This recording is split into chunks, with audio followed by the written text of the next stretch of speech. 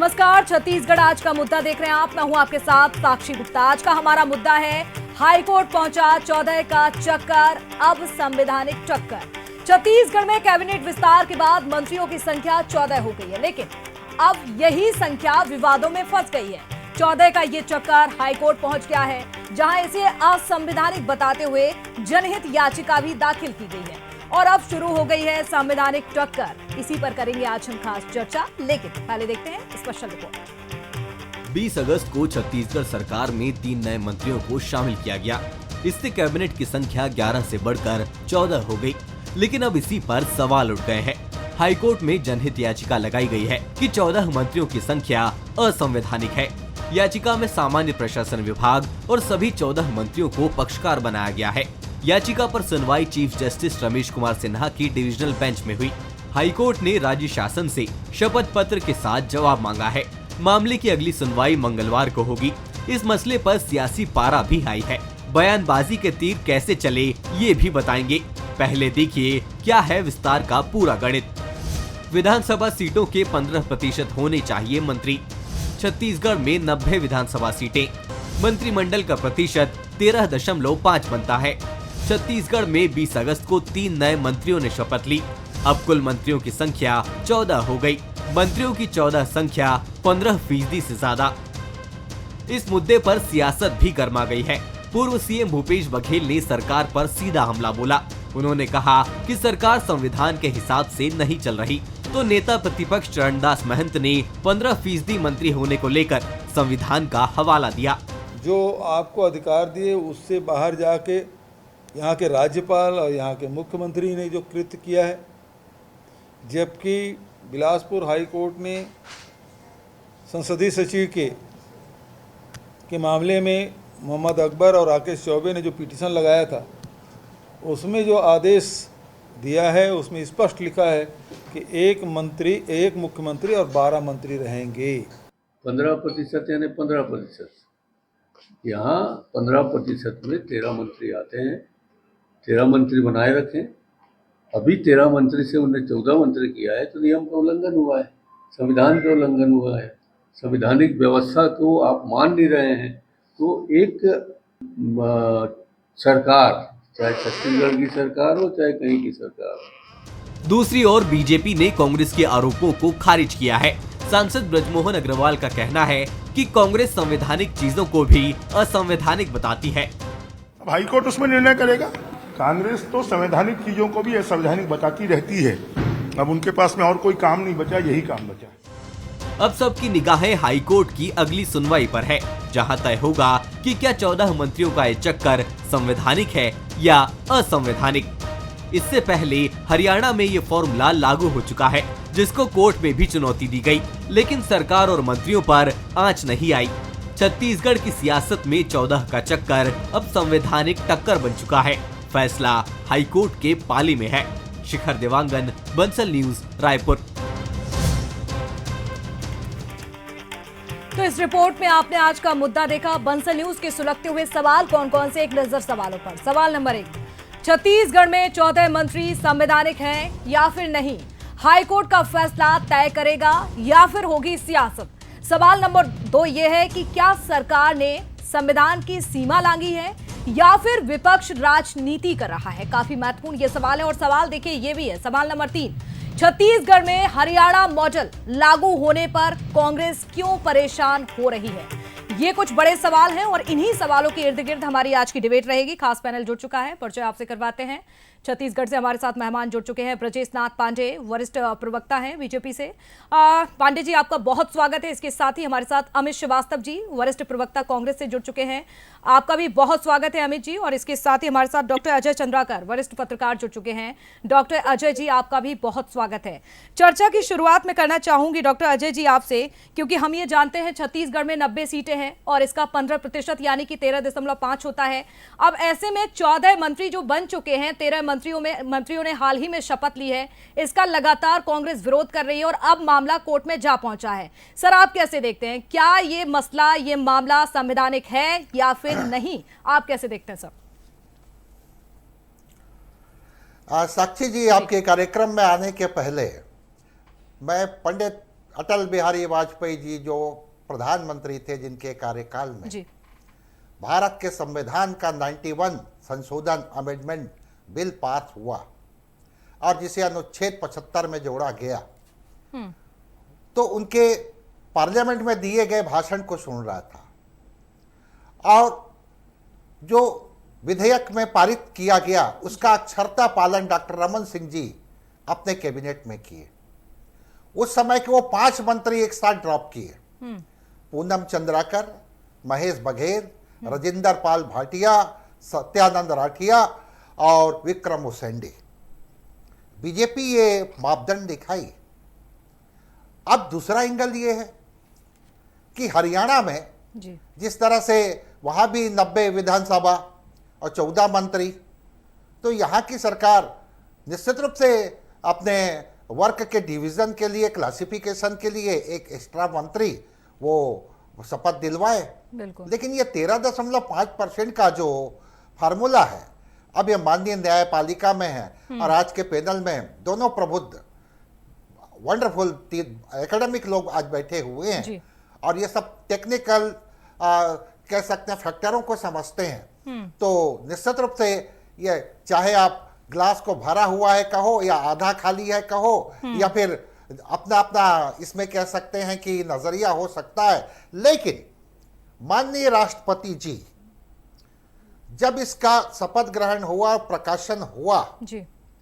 तो 6 महीने के अंदर उनको भी संज्ञान में लेते हुए कहीं ये संविधान के अनुकूल है तब तो कोई बात नहीं, अगर प्रतिकूल है तो वो निर्णय भी दे सकती हैं।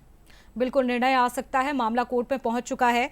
ब्रजेश नाथ पांडे जी, आपकी प्रतिक्रिया। देखिए, कांग्रेस पहले विरोध कर रही थी, लगातार कहा जा रहा था कि विरोध अगर कांग्रेस कर रही है तो कोर्ट में क्यों नहीं जा रही, और अब तो देखिए कोर्ट में भी चैलेंज कर दिया है कांग्रेस ने।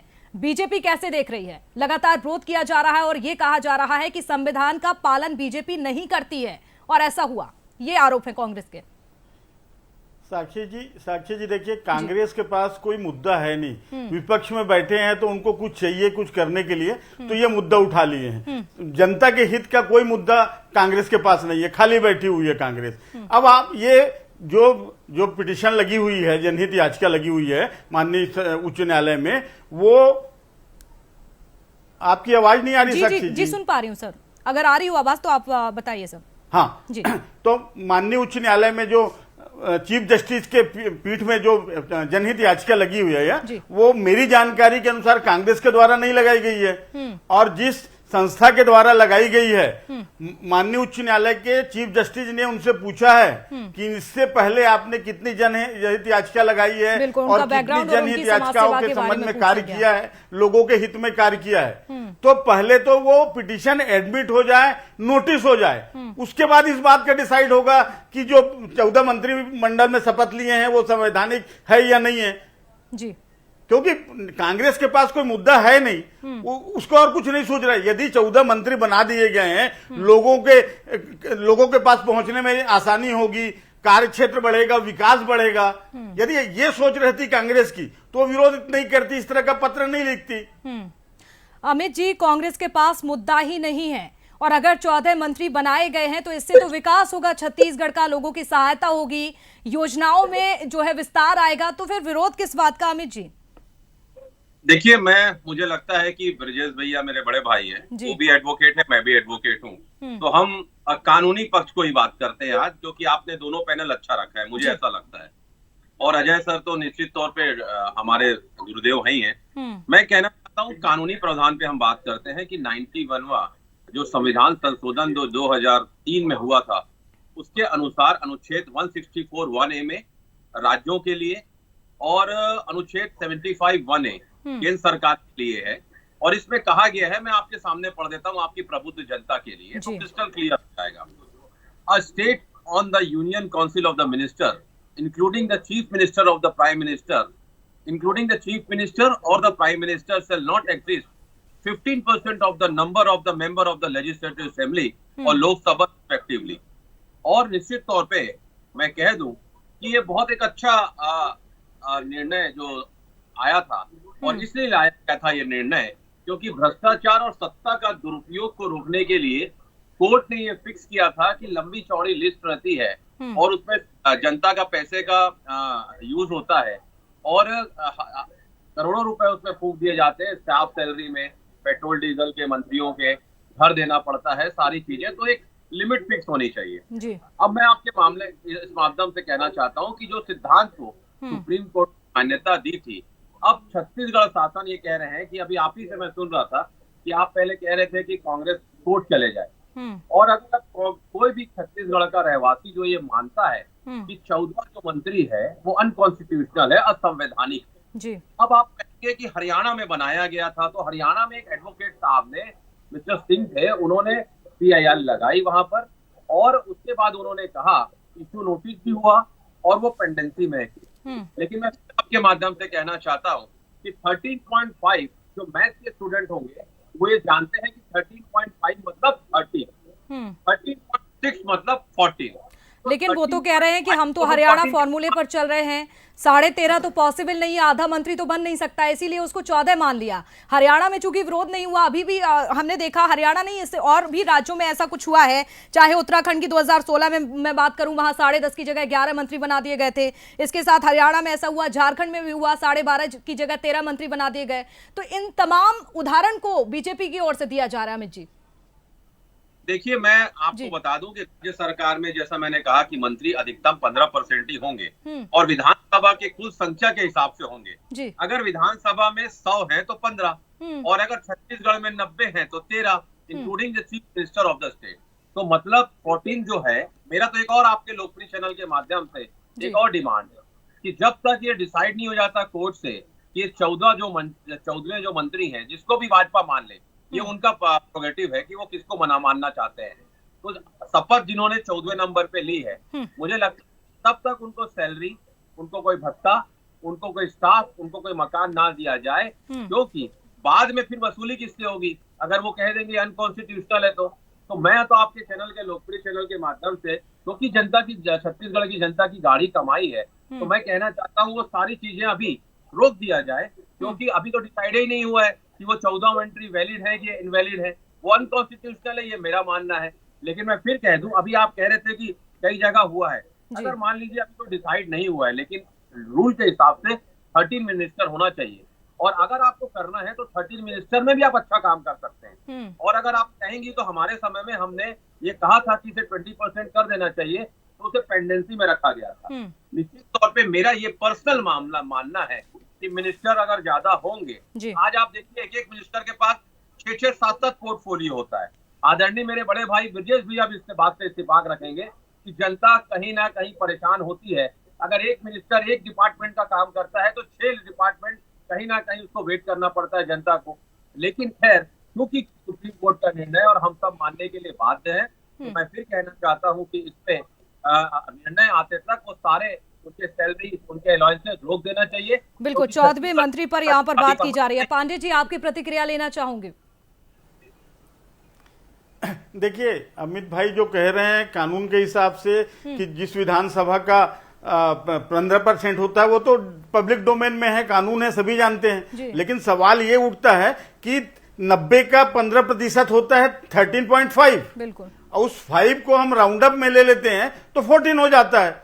यदि आप अपने समय में इसलिए नहीं बनाया क्योंकि कांग्रेस की जो सरकार थी वो भ्रष्टाचार में डूबी हुई थी, उनको एक हिस्सा और बढ़ जाता 14वें मंत्री को देने का। यहाँ तो विकास के मुद्दे हैं, जितने ज्यादा विकास भारतीय जनता पार्टी करती है उसमें सहभागी बनाने के लिए करती है। तो जहां तक सवाल ये है आपका कि आपने संविधान का पालन किया, तो संविधान का पालन भारतीय जनता पार्टी से अच्छा कोई नहीं करती है। आप सिर्फ संविधान की किताब दिखाने का काम करते हैं, जबकि पालन संविधान का भारतीय जनता पार्टी करती है। और जब मामला न्यायालय में चला गया है तो इसमें ज्यादा कुछ बोलने की जरूरत नहीं है, दूध का दूध पानी का पानी हो जाएगा। हरियाणा में जब 90 ही विधानसभा है और वहां 14 मंत्री बन सकते हैं, तो छत्तीसगढ़ में क्यों नहीं बन सकते? छत्तीसगढ़ में क्यों नहीं बन सकते अमित जी? जब हरियाणा में बन सकते हैं तो छत्तीसगढ़ में क्यों नहीं बन सकते हैं? और एक सवाल यहाँ पर यह भी है कि कोर्ट भी आपकी कांग्रेस पार्टी की ओर से कोर्ट कोई नहीं गया, बल्कि अन्य समिति, अभी ये भी पता नहीं है कि किसकी ओर से ये याचिका लगाई गई है, क्योंकि कोर्ट ने खुद ये उसका बैकग्राउंड पूछा है, समाज सेवा के बारे में पूछा है। तो सवाल यहाँ पर यह भी है कि कांग्रेस विरोध तो कर रही है, लेकिन कांग्रेस कोर्ट में चैलेंज क्यों नहीं कर रही है? सर देखिए, मैं आपको बता दूं कि 85% जनता और 15% सत्ता, ये कौन सा तंत्र है? चलो आप मुझको ये बता दीजिए। लेकिन मैं फिर कह दूं कि ये भाजपा सरकार में जो सीमित प्रतिनिधित्व में मेरा मार्क माय वर्ड, कि सीमित प्रतिनिधित्व में जिस प्रकार का ये निर्णय लिया गया, कहीं ना कहीं पक्षपातपूर्ण चयन तो है ही है। और आप कह रही है कि ब्रजेश भैया जैसा कह रहे हैं कि हरियाणा में हुआ, तो मुझे ऐसा लगता है कि हमको थोड़ा इंतजार करना था। अगर हरियाणा का निर्णय आ जाता कि आप 14 मंत्री बना सकते हैं तो फिर आप बना लेते। लेकिन अगर आप बना रहे हैं तो पहले तो आपको परमिशन लेनी चाहिए, आपको अमेंडमेंट करवाना चाहिए, आपको कोड जाना चाहिए कि भाई हम 14 मंत्री बनाना चाहते हैं। लेकिन आपने बिना परमिशन लिए, बिना वो करके आपने सीधा दूसरा चैलेंज किया है। आपने कहीं ना कहीं, आज आप देश के गृह मंत्री जी को ले लीजिए, वो न्यायालय के सुप्रीम कोर्ट के पूर्व जस्टिस को चैलेंज करते हैं, भाजपा वाले कानून को चैलेंज करते हैं। मतलब ये किस और देश को ले जाना चाहते हैं मुझे समझ में नहीं आता। लेकिन मैं फिर आपको कह दूं कि वो 14 मंत्री अनकॉन्स्टिट्यूशनल, असंवैधानिक है। मैं बिल्कुल बड़ी जिम्मेदारी के साथ कह सकता हूं। और मैं फिर कह दूं कि भले भाजपा अपनी 15% के चक्कर में अपने 14 मंत्री को बनाने में 100% मनमानी कर ले। ये तो कहते हैं ना कि आपकी सरकार है, आप कुछ भी कर सकते हैं। आप तो अभी शहंशाह हैं, आप हुक्मरान है बैठे, आप कुछ भी कर सकते हैं। लेकिन जनता भी ये मान रही है और कानून के हिसाब से 14 मंत्री जो है वो बिल्कुल असंवैधानिक है। क्योंकि जिस कैबिनेट में, मैं एक ही चीज कहना चाहता हूँ कि 15% आप मंत्रिमंडल तो आप 14 बना रहे हैं, और अभी भैया कह रहे थे कि आप भ्रष्टाचार, कांग्रेस और ये वो पता नहीं क्या क्या। तो मैं आपके माध्यम से कहना चाहता हूँ, आप किसका विकास करने की बात कर रहे थे 15-14 मंत्री बना के? भाजपा का थे कि उस मिनिस्टर का, अपने नेता का? पहली पर आप भले 14 मंत्री बना लीजिए, लेकिन जवाबदारी आपकी 0% है इस प्रदेश में। 426 बच्चे को फिनाइल पिला दिया जाता है और हाई कोर्ट को सुमोटो लेना पड़ता है, संज्ञान लेना पड़ता है। और आपके प्रवक्ता बैठ के बोलते हैं हाई कोर्ट ने तो लिया है संज्ञान, हमको क्या आवश्यकता थी? मतलब इस टाइप की संवेदनहीनता वाली सरकार है। आप बना लीजिए 14% मंत्री। चलिए ठीक है, ये तमाम आरोप जिसका जवाब लेंगे पांडे जी से। चलिए ठीक है अमित जी, पांडे जी से जवाब लेंगे। लेकिन आपसे समझना चाहती हूँ मैं, अजय चंद्राकर जी, यहाँ पर ये लगातार विरोध किया जा रहा है, 14 मंत्री असंवैधानिक है, बीजेपी ने, सरकार ने पालन नहीं किया है नियमों का, संविधान का। सर आप कैसे देख पा रहे हैं, क्या ये तकनीकी खेल है या वाकई असंवैधानिक है, या फिर थोड़ा सा इंतजार अभी करना होगा क्योंकि याचिका लग चुकी है, अब हाईकोर्ट जो भी फैसला सुनाती है उसका इंतजार करना चाहिए? साज वही पुरानी है और संगीत नया है साक्षी जी। डॉक्टर रमन सिंह जी का उस समय का स्टेटमेंट आप सुनेंगी तो उनका जो सार्वजनिक रूप से विभिन्न चैनलों पर इंटरव्यू दिए थे, वो 13 की संख्या को फिक्स किए। अपने कैबिनेट मंत्रिमंडल से 5 मंत्रियों का वो इस्तीफा लिए थे, जिनका मैं पहले जिक्र किया था, और 13 को वो आदर्श बताए थे। तो बीजेपी इसी मॉडल में 15 साल तक उस समय सत्ता में रही। कांग्रेस 5 साल तक 13 के मॉडल में। हरियाणा में है, अगर वो डिस्प्यूट विषय है तो उसको मॉडल बना करके एक अतिरिक्त मंत्री का यहाँ पर उनको शपथ को दिलाया गया है। लेकिन डॉक्टर रमन सिंह जी पंडित अटल बिहारी वाजपेयी द्वारा पारित 51वां संविधान संशोधन बिल का अक्षरता पालन छत्तीसगढ़ में करते हुए नजर आए। यही काम भूपेश बघेल जी भी किए।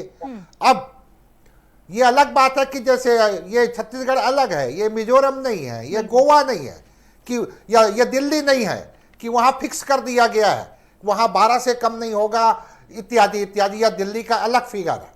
लेकिन छत्तीसगढ़ स्वयं 2003 से लेकर के पिछली सरकार तक 13 के मॉडल में चली है। अब ये साज वही है, संगीत नया है 14 का। अब माननीय न्यायपालिका किस ढंग से इसको लेती है। लेकिन मैं आपसे पुनः संवाद करना चाहूंगा कि शपथ ग्रहण के 6 महीने के अंदर, ये पब्लिश होने के अंदर संविधान के विपरीत लगा तो माननीय राष्ट्रपति जी इसमें हस्तक्षेप कर सकती। बिल्कुल। पांडे जी, यहाँ पर एक बहुत ही बड़ी बात कही है अजय चंद्राकर जी ने कि देखिए सरकार तो आपकी भी छत्तीसगढ़ में रही है, रमन सिंह सरकार 15 साल उन्होंने राज किया है छत्तीसगढ़ में। उस समय भी जो हम परंपरा देखते आ रहे हैं वो 13 मंत्री की देखते आ रहे हैं। लेकिन इस बार ऐसा चेंजेस क्यों किया गया? क्या इस पर जो राजनीति हो रही है वो एक अलग मुद्दा है, लेकिन बीजेपी ने ये नई परंपरा शुरू कर दी है? नहीं, इसमें नई परंपरा की बात नहीं है। मैंने बताया ना कि हरियाणा में, और आपने भी कुछ राज्यों के नाम लिए, कई राज्यों में इस तरह का है। और ये चूंकि 13.5 हो रहा है, तो यदि जनता के हित में, जनता को ज्यादा लोगों का विकास हो सके, लोग अपने पहुंच सके वहां तक मंत्रियों के पास, ये सोच के कार्यों का विभाजन किया जाता है, तो इसमें गलत क्या है? मैं तो ये कह रहा हूं कि यदि भूपेश बघेल जी को भी बना लेना था 14, रोका किसने था? आज हम चले जाते कोर्ट। उसी प्रकार आप अमित भाई कह रहे थे कि तो हाई कोर्ट से परमिशन लेना चाहिए, तो परमिशन लेने का कानून में कोई प्रावधान नहीं है जी। अगर आप विपक्ष की भूमिका में होते और कांग्रेस की ओर से ये फैसला लिया जाता, तो क्या आप भी कोर्ट में चैलेंज करते? आपकी पार्टी, आप जब विपक्ष में बैठे हुए होते तो? निश्चित तौर पर यदि इनके द्वारा गलत किया जाता तो गलत किया जाता, हम विवेचना करते उसकी कि क्या 14 आवश्यक है क्या। डायरेक्ट तो मैं ये नहीं कह सकता कि कोर्ट में कर लेते, लेकिन ये गलत कह रहे हैं तो इनको जरूर चैलेंज करना चाहिए कांग्रेस को। हम तो गलत सही पा रहे हैं इसलिए हमने बनाया है, तो हम अपनी बात को कैसे कॉन्ट्रडिक्ट करेंगे? आप सोचिए, जब हमने 14 बना लिया है तो हम कैसे कह सकते हैं कि वो गलत है? हमने तो बनाया है सही है ताकि लोगों का विकास हो सके। लेकिन यदि कांग्रेस पार्टी को लगता है कि गलत है, तो वो किसी समाज सेवक के माध्यम से क्यों गए हैं? स्वयं क्यों नहीं इंटरवीन हो रहे हैं उसमें? और अभी फिर से कह दूं, माननीय उच्च न्यायालय ने पिटीशन स्वीकार नहीं किया है, अभी जांच करने का आदेश दिया है कि उसका बैकग्राउंड कैसा है, कितने जनहित याचिकाएं लगाई हैं। अभी मंगलवार को पुनः सुनवाई है इस मामले में, उसके बाद एडमिशन होगा, नोटिस की कार्रवाई होती है। पता चला कि यदि उनके बारे में कोई अच्छी जानकारी नहीं आई तो मामला यही खत्म हो जाएगा।